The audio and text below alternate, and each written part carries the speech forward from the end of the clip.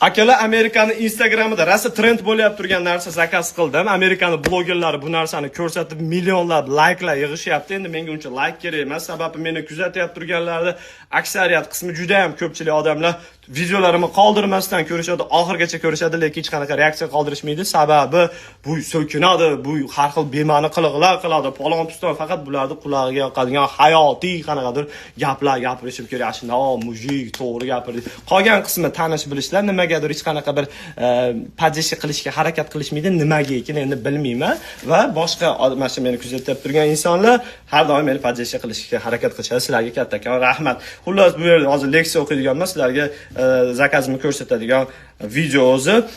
Menga like ham kerak emas akalar, shunchaki ma'lumot o'rnida men o'zimning fikrimni sizlarga aytdim. Demak, o'zi korobka ochilgan, tepolgandan ochilib ketdi. Bu narsa nima? Bu narsa akalar